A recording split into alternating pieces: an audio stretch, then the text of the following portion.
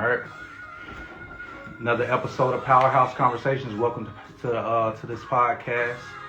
We bring on sports people in the industry, and we have conversations about how we can innovate in the sports industry. It's brought to you by Dream Big Sports, sports consulting firm that we bring in sports, tech, and business, and we have conversations surrounding those. So we have a good one today. We're going to be talking about.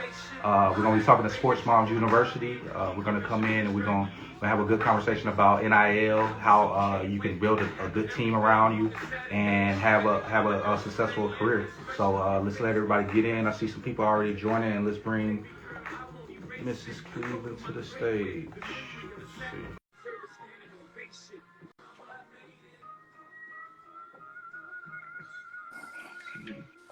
There we go. Hi there. Hey, how are you? Pretty good. How are you? Good. How are you doing today? It is a Monday and I'm above ground, and it is not snowing in Tennessee, so I cannot complain. Perfect. So again, welcome to Powerhouse Conversations. We're going to have a good day. We're going to talk about some good topics of how we can help the youth and how we can help the family that's surrounding you. So I want you to introduce yourself and, let everybody know who you are and what you do. My name is Jamesetta Cleveland, and I own an athletic consulting firm called Sports Mom University. And I help athletes and their families understand who they are and how they prefer to show up in the world. And we use that information to help them establish a secure identity outside of sports. And once they know who they are outside of the game, we are able to help them select the right academic, athletic, and entrepreneurship opportunities to benefit themselves and their families in the long run. Perfect. And so can you tell everyone how you got started, like what brought you to this? Sports Mom University is actually an outgrowth of my life. I am the mom of 3 multi-sport athletes, 1 Division I football player, and as I was raising my children, particularly my son, I wanted to find a place where you could go if you wanted to be a better parent, but also to be a parent who understood that athletics was just something that your child did, not who they were. Right. And I didn't find that. I didn't find the place for moms to go to say, okay, this is how you go about the business of raising an athlete who's a whole person. And so my son played Division I football at the Air Force Academy. When he graduated in 2019, I started the adventure of opening up what is now called Sports Mom University, which is really a reflection. I built what I did not have and what I wish I had. So it's my way of giving back. Right. That's perfect. That's I love when those stories of someone who's building a business, they're actually something that's practical, right? It's something that they didn't see, because in business you have to find that problem and then you create the solution for that problem. So that's perfect.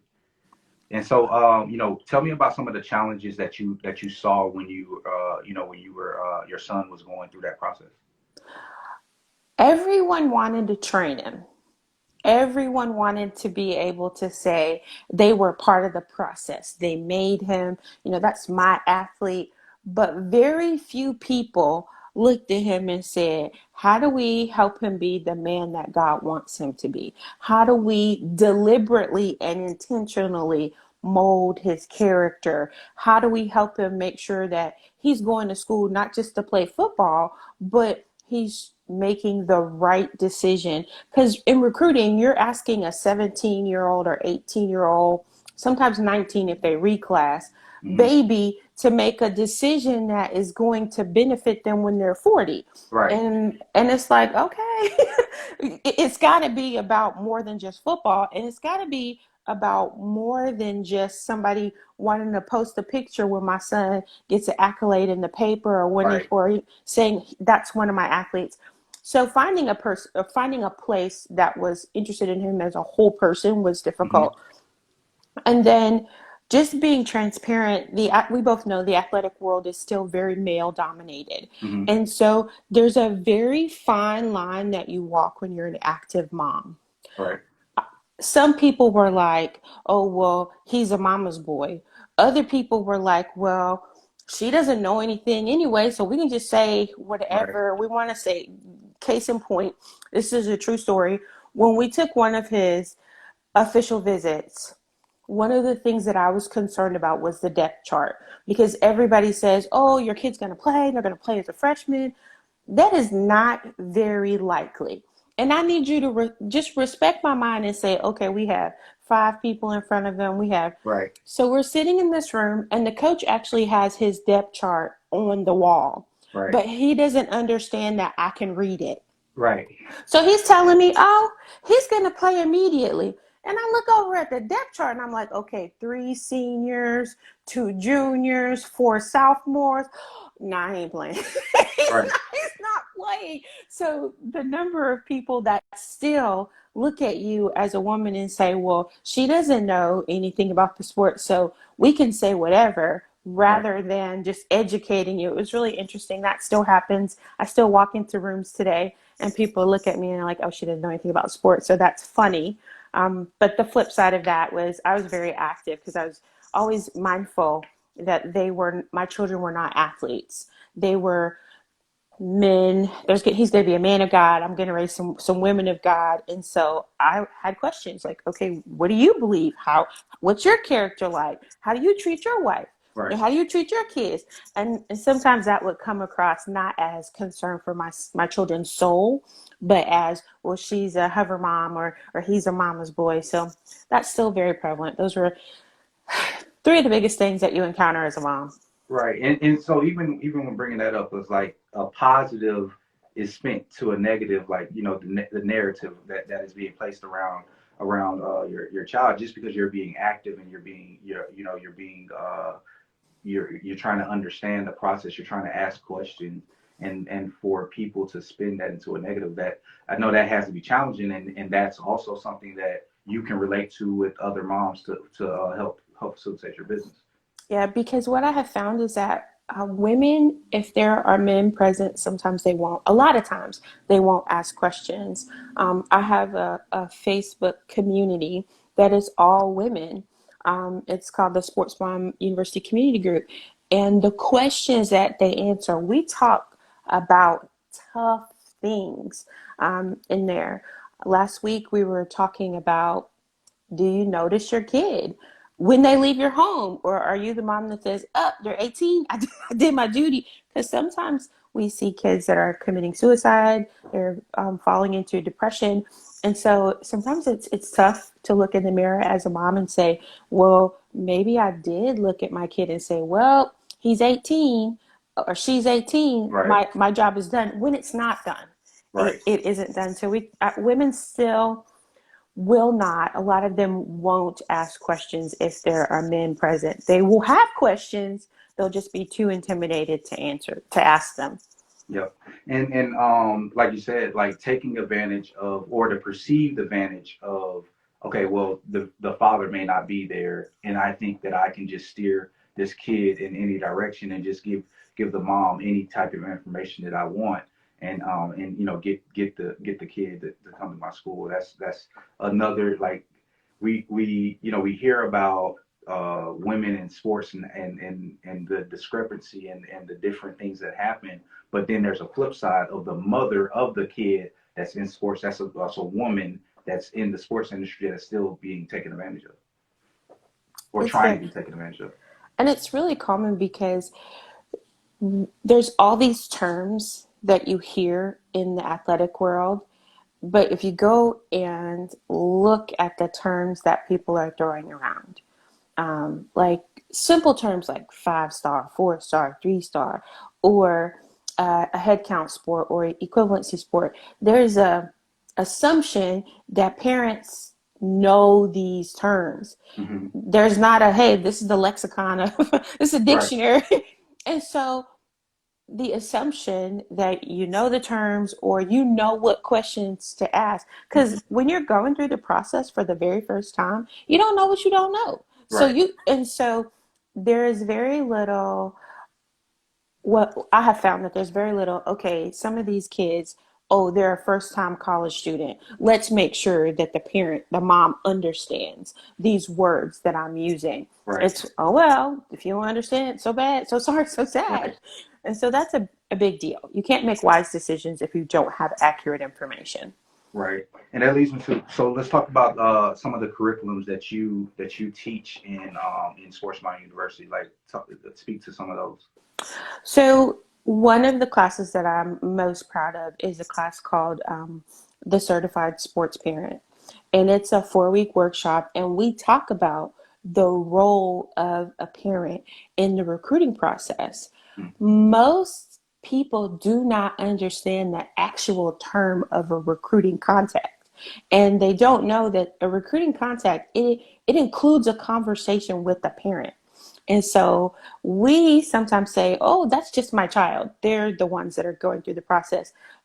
But the NCAA has a definition, and you as a parent are a part of that definition. So teaching parents like, whoa, you do have a responsibility, whether you accept it or not, helping them understand how to view social media differently, and even helping them understand, how do you create film? Where do you post it? What does it need to look like? How often should you update it? And how do you approach a coach? How do you send an email? How do you send a direct message? Should I send a direct message, or should I send an email? How do I make my child stand out? We cover all of that in the Certified Sports Parent Workshop. And I teach a class called Intro to College Sports. And it does cover all of the basic things that I wish someone had sat down and told me. Now, keep in mind, I'm probably a good case scenario because we made a fabulous decision for my child. Fabulous. And I think about, wow, how much easier it would have been if someone had just said, here's where you go to figure out to get to understand all of these terms. So that, and then I teach a class called 7 Things About Money We Didn't Learn in School, Mm-hmm. because most athletes, we know this, they, even the ones that go pro, they end up broke. They're like me. I was the college student that was like, oh, money, what do you do with that? And so I teach a class called 7 Things. It's a full curriculum called 7 Things We Didn't Learn About Money in School. And there are other classes that I teach, but those are the 3 that I'm really proud of. And just shameless plug, we're going to talk about NIL every Thursday. Right. I teach a free name, image, and likeness class that is open to anybody who wants to learn more about name, image, and likeness. Just message me and I'll send you the link. Yeah. And so we'll definitely get that out afterward, and we can go ahead and transition right to name, image, and likeness. What's your thoughts? Well, I guess we should introduce what that is. Do you want to explain it in the best terms that you can? Yes, I will. So name, image, and likeness is really exactly what it says. Your name has value. The last name on your child's jersey, their social media handle. We don't think about this, but on each platform, no 2 people have the same exact social media handle. The one that your child has value. Their initials, their autograph, all of those things are name. Image, there are entire industries devoted to the pictures and the videos of our children. Think ESPN, Fox Sports. And then a likeness is any type of variation of a picture. Think a cartoon character or a video game character. Those are the 2 most common likenesses that you will see. So just know that your child's name, their image, and their likeness has dollar value. No, that's a perfect explanation to it. So, what are some of the things that you have been seeing since it's coming up on a year since it's came into place? What's some of the things that you have seen? What's some of the things that you have noticed about it?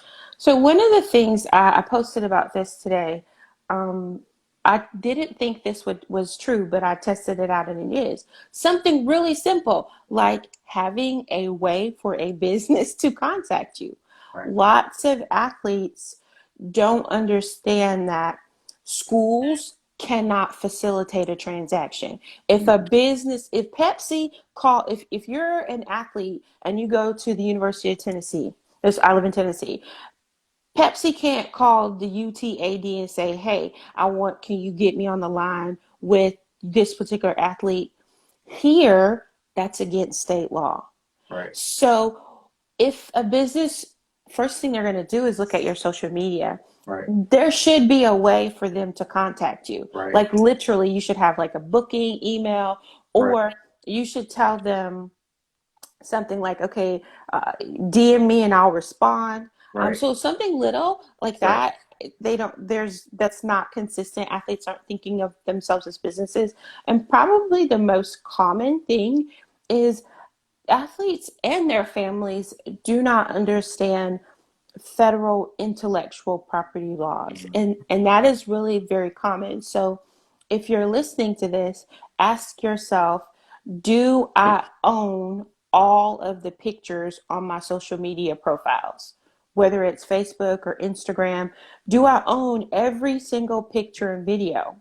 And if you say no to that question, then ask yourself, do I have the owner's permission to post this picture? Right. 100% of the time, I go look at when people ask me to do social media audits. They're like, yeah, I don't own that picture. Right. No, I didn't ask that person's permission if I could post it. So if you don't have someone's permission to post a picture, that's actually there's something called editorial license. Yep. You need to get permission.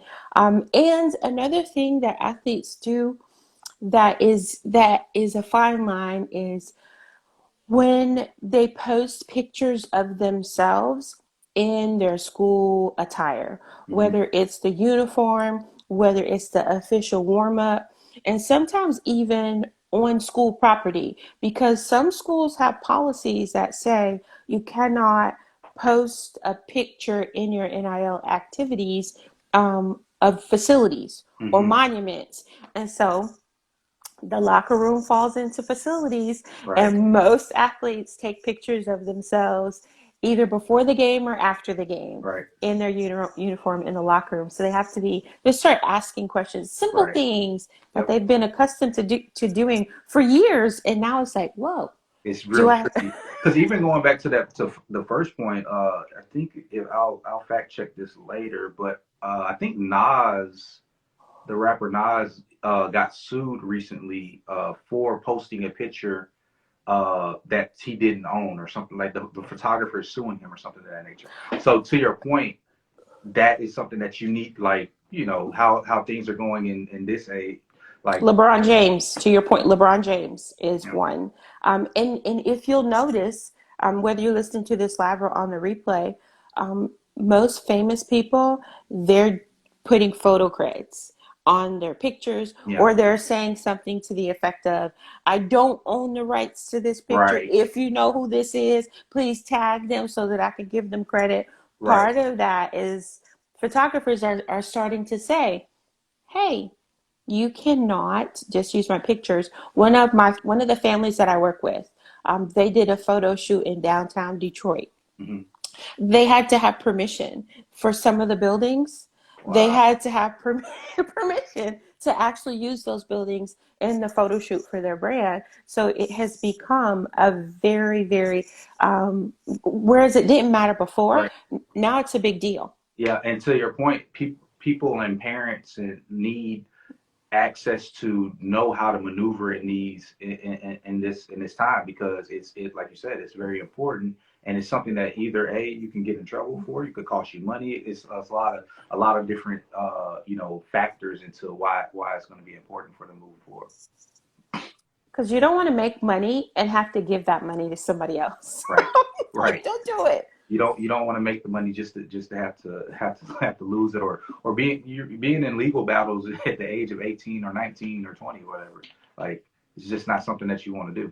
And going back to just like having a way for brands and people to contact you. I think one thing I would tell everyone that's on the live is go to GoDaddy or whatever domain service and type in your name and get the domain of your name. So in my case, get fredrickunderwood.com or whatever, jamessmith.com. Get that domain, get the domain for whatever whatever brand you're trying to create. Get that domain name and go from there. Also, when you get that domain name, you can get an email address that goes along with that domain name, and now you can put in your inbox, booking at fredunderwood.com.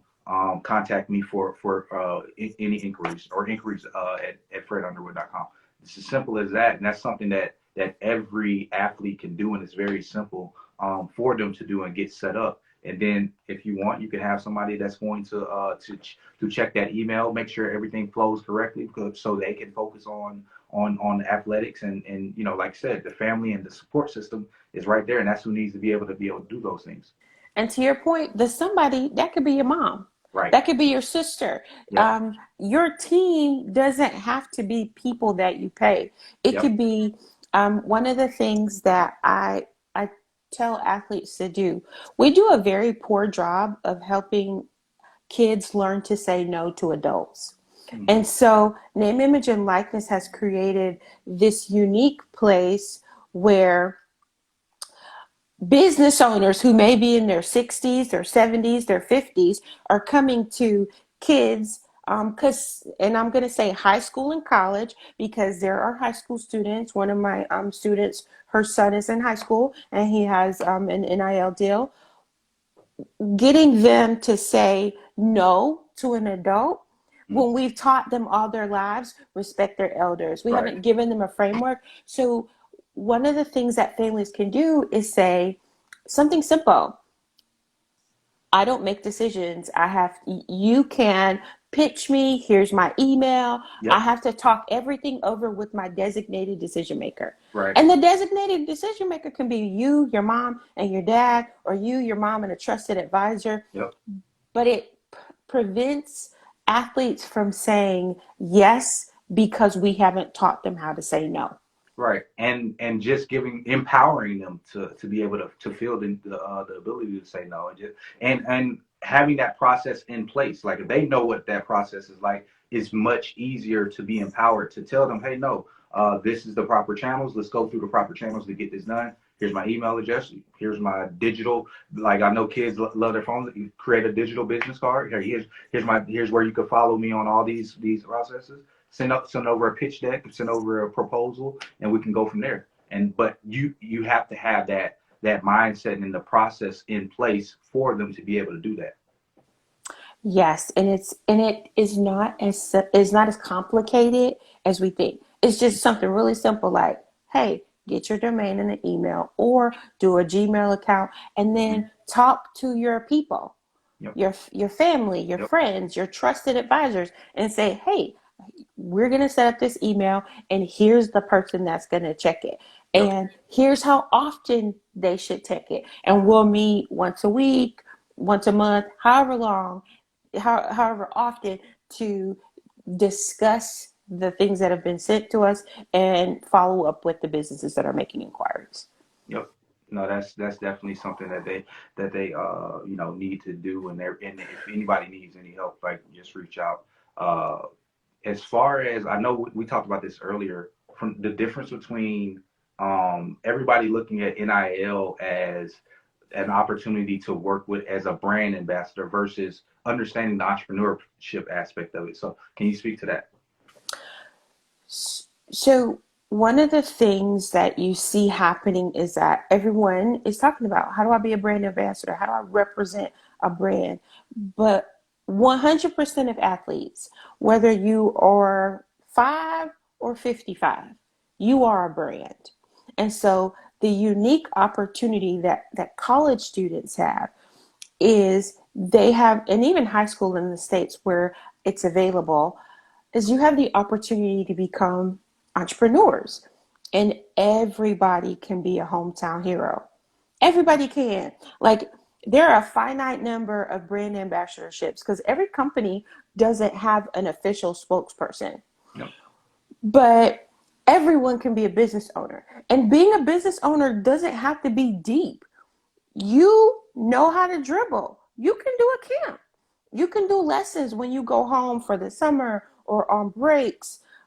You can do something simple like You know your rec team that you used to play for, that they always pub you, because as you as you go further, like our rec league, UNA, every time somebody got admitted to college, UNA would send a blast out to everybody saying, hey, former Bear Ronald Cleveland is now at the United States Air Force Academy. Well, those people, they're your people. They're Right. vested. Why don't you just say, I'm going to do public appearances for my rec league?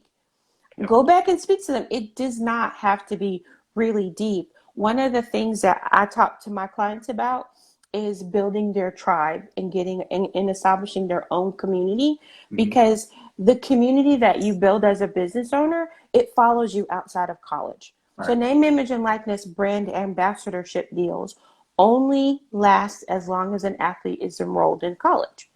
Well, when it's done, what do you have? You have nothing. Right. If you build your tribe and you build your business, what happens is you get to keep them for the rest of your life.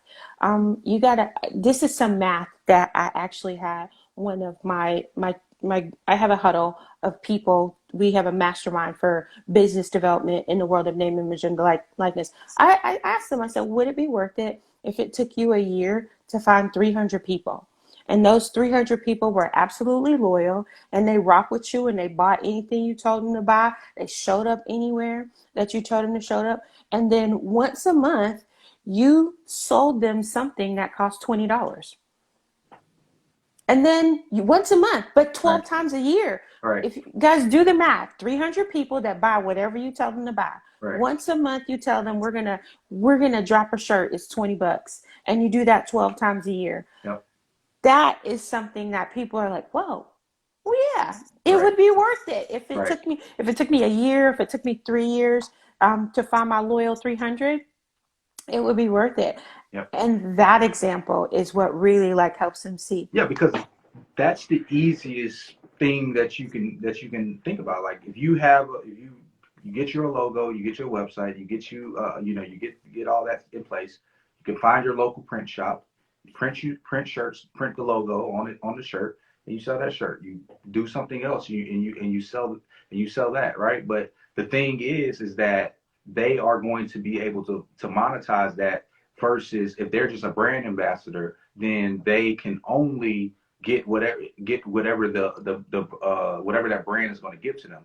They can own that even after they leave. Like, let's just say hypothetically they go to the NBA or they don't go to the NBA, right? If they go overseas or play in the Canadian League for football, they still own that brand that they created as a high schooler or as a college player, and then they can keep on moving and keep on growing that, and they've made that money throughout the college, right? And then they can still make money on the back end after they get out of college. Versus, I spent all this time promoting somebody else's brand, and then now they're not messing with me anymore because now I'm not a big time athlete. Now they're going to find the big time athletes.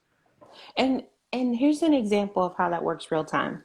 The NFL Combine just happened a couple weeks ago. At the Combine, there was a young man. He was a lineman, and he has a company that he launched called Beef Jerky Jerky.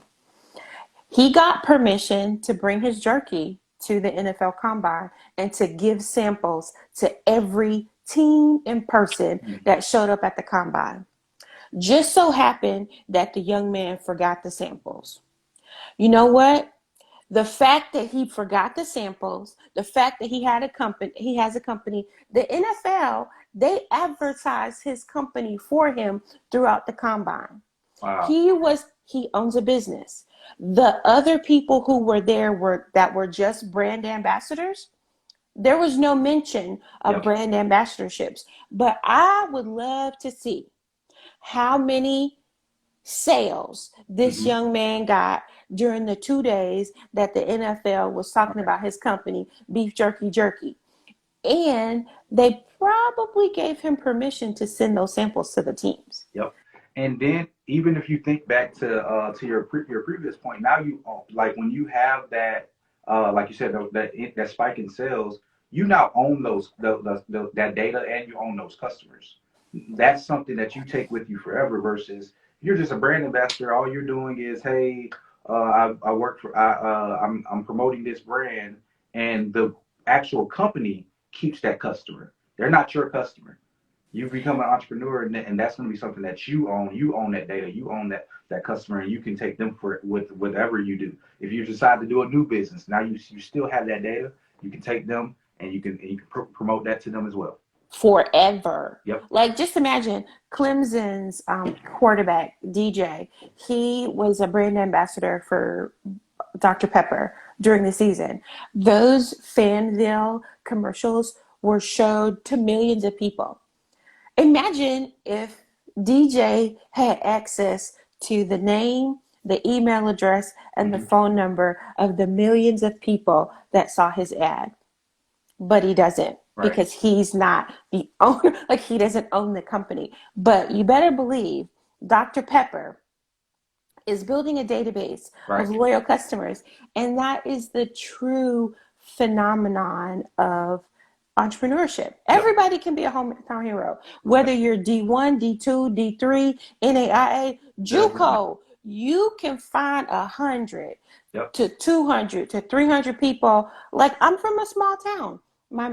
Don't laugh. My mama's from a small town and it's got 1,000 people. I'm probably related to 900 of the 1,000. But like, just imagine if I sold a shirt and I just went home to my family and Yep. I said, you know what, guys? I just want y'all to buy my shirt. My shirt's $5. Right. Like, that is the ability. 100% of the athletes, Yep. whether they are in high school or college or even professionals, they have that opportunity. And this is something I will tell athletes: do not wait. Like, do not wait. Start building connections, because some people, some of my people that I work with, they believe, well, oh, I'm going to wait. And when I get to the league, wherever the league may be, they're going to help me. But that is not the case.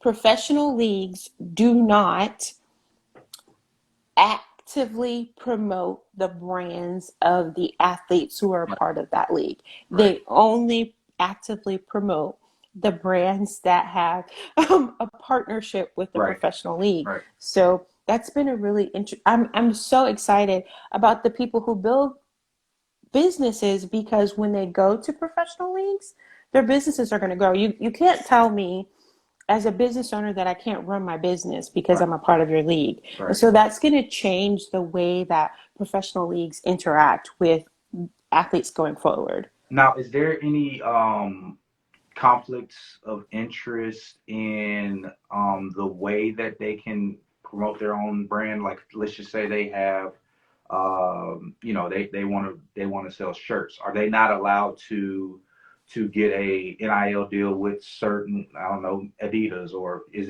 there any parameters around that? So if you're starting your own business, there really isn't a restriction. What schools may look at is they're going to look at some states have guidance as far as, like, maybe they're not going to let you open a business in adult entertainment, Right. or maybe you can't open a gambling business. Mm-hmm. But when it's your business, you have a lot of latitude. Mm-hmm. Now, where the conflict of interest comes is brand ambassadorships. Because if you are going to be a brand ambassador, what you have to do is you have to you have to show the school that you attend a copy of your contract. Gotcha. And the school gets to say, no, there's a conflict. So a conflict would be, this is an example. So the Air Force Academy is a Nike school. Right. And if my son wanted to sign his own shoe deal, it couldn't be with Nike, because Nike was already in a deal with the school itself.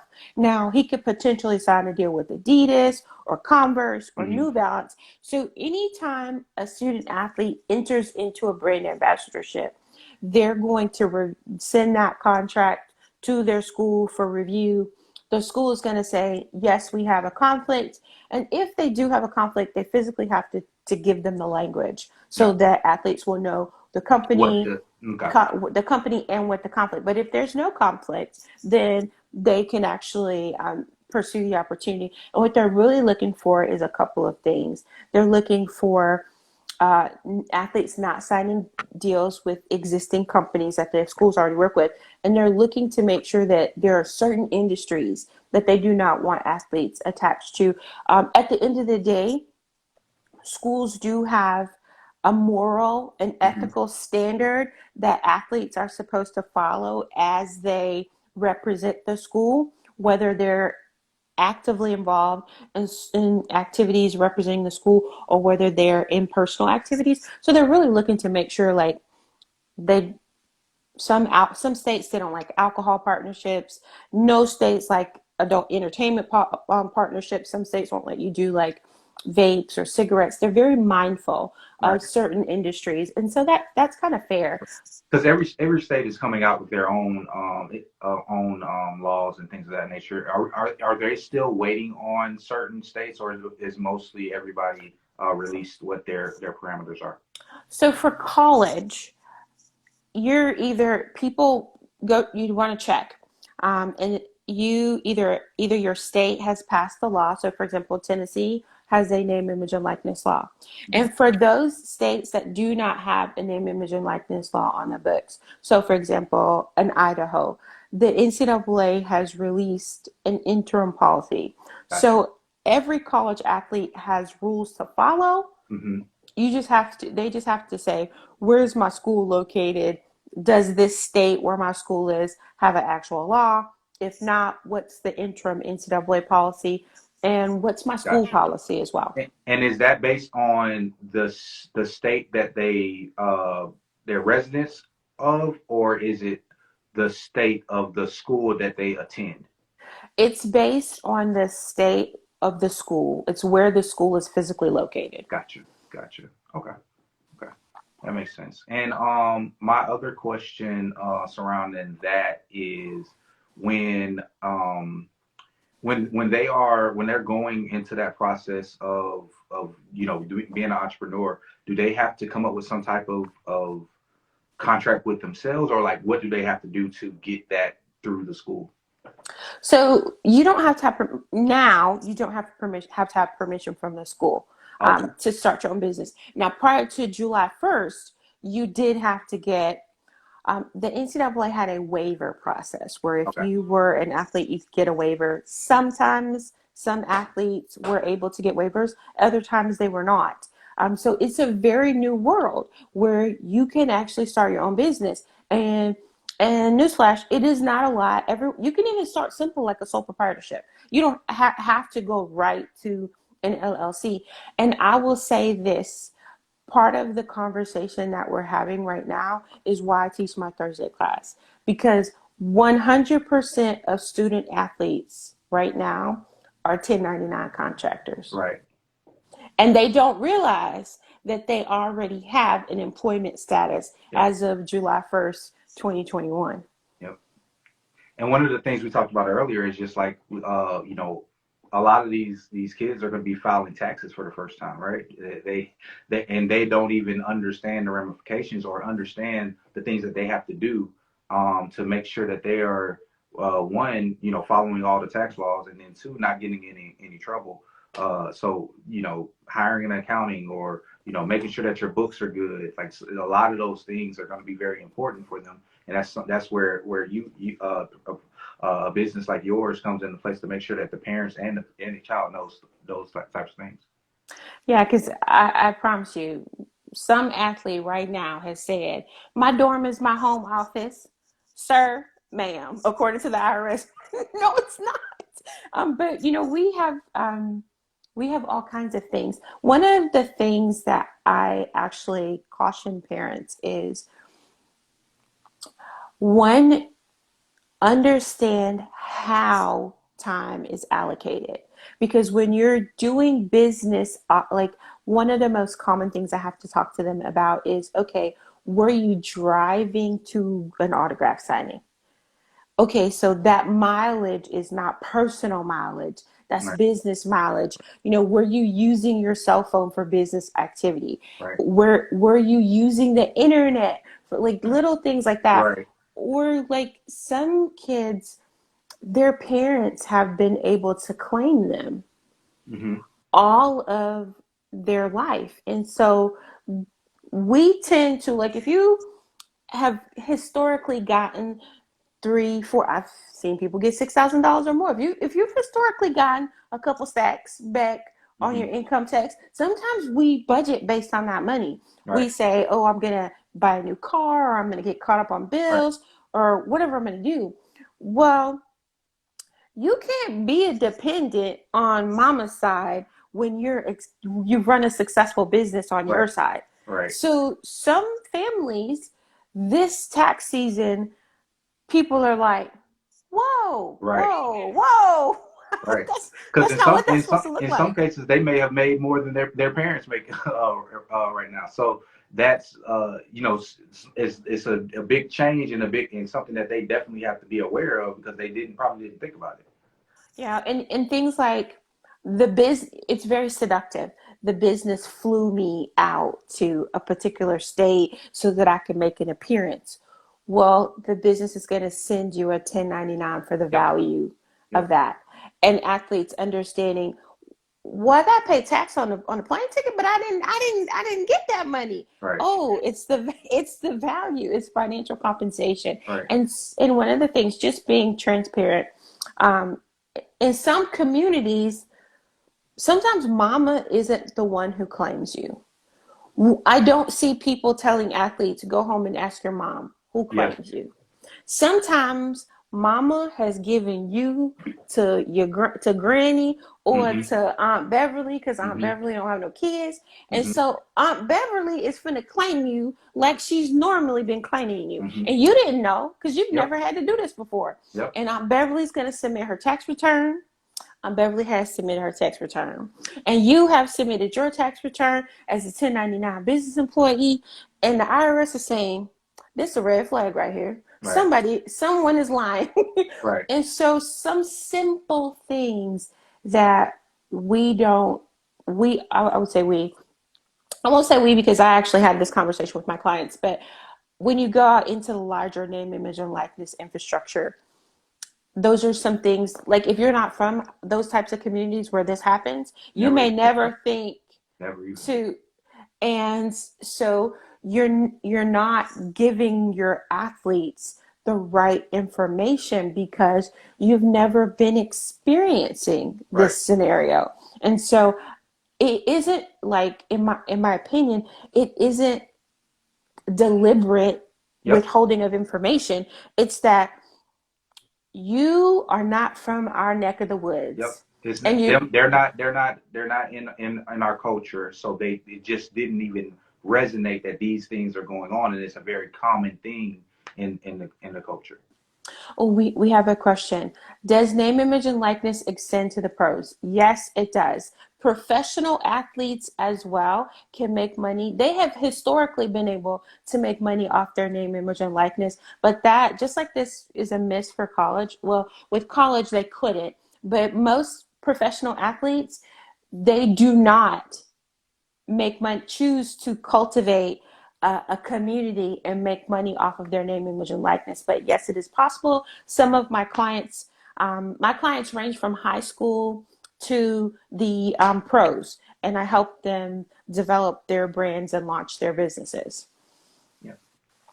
Good question. Good question. And so I know we're coming up on the end of our time, but I definitely wanted to talk to you about some of the things that you are looking forward to in the future for your business and some of the things that you have going on. So this year, I plan to work with more clients in terms of name, image, and likeness, because the need. I just assumed that the NCAA would, like, be like, yeah, we need to have comprehensive education, and that is not going to happen. So I have a collective mastermind called In the Huddle with Sports Mommy, and we meet weekly, and they always have homework because the goal is to get them to develop businesses. So I'm going to grow my collective, and in April, financial literacy is key. I'm going to be doing a virtual financial literacy workshop for sports families from middle school to the pros because I want them to begin planning. And in the summertime, we're going to do I did a name, image, and likeness conference. I did actually the first one Great. called "You Can Succeed Without the Machine: the power how to succeed in the world of NIL by building community."